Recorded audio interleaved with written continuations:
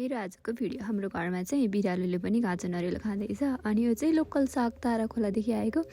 अनि हामी जङ्गल हिँडेको थियौँ अनि हाम्रो पप्पी पनि पछि लाएर बागाउँछ नि त। अनि बाँधिदिएर हामी जङ्गल हिँड्यौँ, मम्मी म भाइ अनि हजुरआमाले चाहिँ साग पकाउने भनेर साग पखाल्दै हुनुहुन्छ। हेर्नु न फेरि हामी हिँडेको उता पप्पी पनि पछाडि लाग्छ अनि ठुलो बिरालो पनि पछाडि लाग्छ अनि फुच्चे बिरालो पनि पछाडि लाग्छ के सबैलाई छलेर जानुपर्छ। अनि जङ्गलमा तल्ली जङ्गल भरेर बाघहरू लाग्छ। अनि यो चाहिँ हाम्रो घरनिरको एकदम स्पेसल मन्दिर है, सबैजना आउनु होला घुम्न।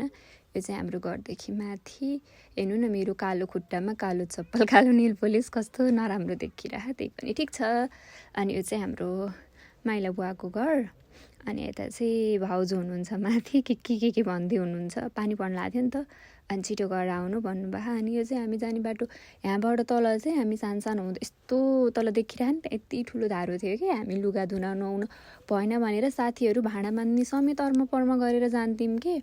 अनि लाग्यो यता, अनि यता चाहिँ भिडियो गराउँदै थियो। अनि त्यहाँ चाहिँ डेटिङ बस्नु रहेछ अनि भिडियो चाहिँ बन्द गरिदिएँ।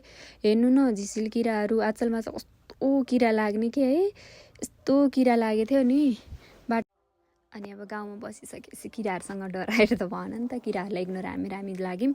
अनि मम्मीले चाहिँ बाख्रालाई घाँस बोक्नु भयो, घाँस चाहिँ काटेको मम्मीलाई होइन फेरि मम्मी भाइले हो। अनि हेर्नु न त्यो गाउँमा पनि कस्तो राम्रो घरहरू बनिसके, सबैजना सहर छिर्नु भयो, गाउँको मजा नै छुट्टै। अनि हेर्नु न ट्र्याक्टरले मल लिएर आएको छ, यता माथि खेतहरू छ। पहिला हाम्रो पनि खेतहरू थियो, मतलब बारीहरू थियो, हामीले कोदोहरू रोपिन्थ्यो अरे के हामी सानो छँदा। यो चाहिँ हाम्रो जङ्गल हो, हेर्नु न कस्तो मजाले लालीगुराँस फुलिरह।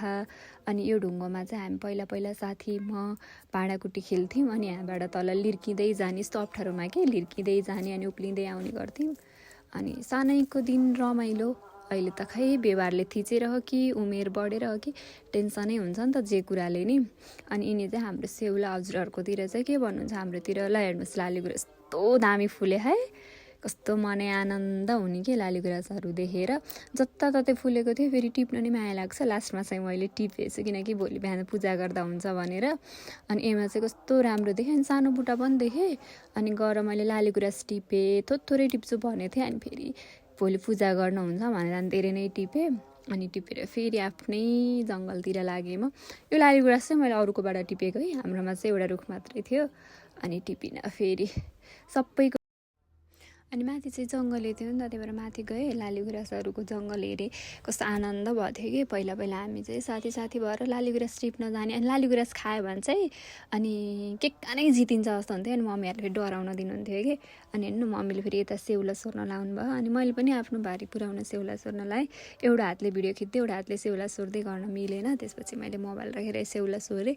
अनि एक ठाउँमा चाहिँ यति थुपारेको थिएँ। अब हजुरहरूकोतिर के भन्नुहुन्छ, हाम्रोतिर प्राय पर्सेउला भनिन्छ। अनि यता फेरि यति छ, राम्रोसँग सोरेकै छैन कि। मैले सोरेको ठाउँमा फेरि सोऱ्यो भने मम्मीहरूले एक डोका निकाल्नुहुन्छ। तर जे होस् मैले आफ्नो भाइ चाहिँ पुऱ्याएँ।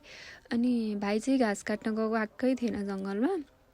अनि मम्मीले चाहिँ आफ्नो डोको भर्दै हुनुहुन्छ, मैले लालीगुराँस टिपेर माथि राखेँ। यो चाहिँ हाम्रो वन हो है, पहिला मम्मीहरूले यहाँ कोदो रोप्नुहुन्थ्यो अरे कि। अहिले त मान्छेहरू नै हराउँदै गए है। अब घर वरिपरिको खेत त बाँझै रहन लाग्यो, अब यो टाढोको जङ्गल त यस्तै हो। अनि मैले यति चाहिँ बनाएँ। अनि फेरि मेरो बारीमा दाउरा पनि हालेँ मैले। यो चाहिँ दाउराहरू गोठमा ताउलो पकाउन काम लाग्छ नि त, बेलुकी अब ताउलो कुँडो जे भने पनि पकाउन काम लाग्छ नि त।